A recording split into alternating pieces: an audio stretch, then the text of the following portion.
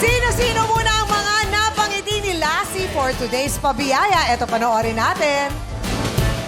What's up, madlang people? Andito ako ngayon para maghanap ng mga nagtitinda ng kape at para biyayahan ng total price na 50,000 pesos. Tara, samahan niyo na ako. Hi, kuya. Ako po si Lassie, nandito show night. So, kuya, taga saan po kayo? Andito lang kami. Dito lang kayo sa palengke. Ilan na pong anak ninyo? 7. 7 anak. So, gano'n na kayo katagal nagtitinda ng kape? Kasi nakita ko may thermos kayo eh. Sa kabilang gaya kayo ng kape eh. Ngayon lang nung walang pasukan yung mga bata kasi para sa mga anak ko yan. Kung kayo po ba may kahilingan, ano po ba kahilingan ninyo, sir? Katulad niyan, nung pasukan, siyempre kailangan ng mga gamit sa mga estudyante. Ako, ito na nga yun, sir, ha?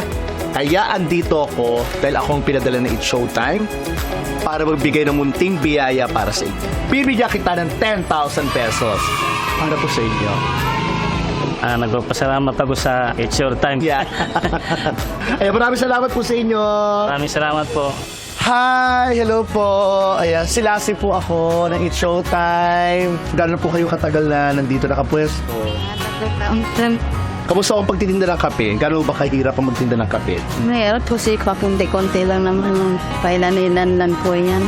Ano bang pangarap ninyo bilang nanay? Siyempre makakapagtapos sila mag-aral mga anak ko yan. Kaya po ako nandito ngayon at ang It's Showtime para maghatid ng munting biyaya para sa inyo. Papanood na nga kita. Ayan. Bibigyan kita ng 10,000 pesos para po sa inyo. Ay, thank you po. God bless po. Sana makatulong po yan sa Thank you inyo. po. Thank you kay Kuya. Hi!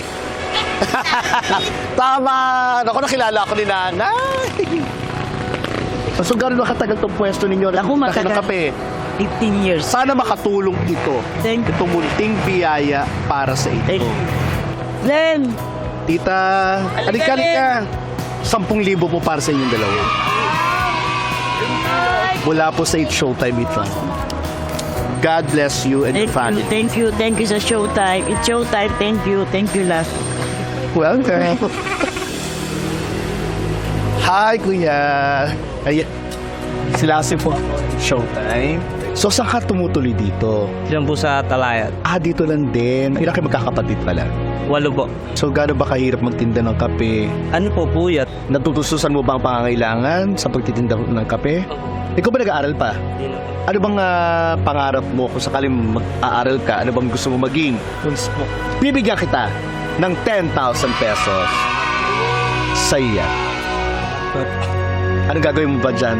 Bibigay po sa magulang ko po. Maraming salamat. Hi! Hello po! Ayak po si Lassie. Gano'n na po kayo katagal nagtitinda ng kape? 2 years na rin. Kamusta po ang pamilya ninyo? Ilang kayo? Bali po yung panganay ko may asawa na may... Katulad po, may sakit po sa puso. Kailangan na rin po namin ng tulong. Sino po may sakit sa puso? Apo po po. Apo niyo po? At yung asawa niyo po, nasaan? Ngayon po nasa bahay pa yung asawa ko kasi po may sakit. Kamusta yung pang-araw-araw niyo pong gastusin? Ayun naman po, nakasabay naman po kahit papano. Bibigyan kita ng 10,000 pesos!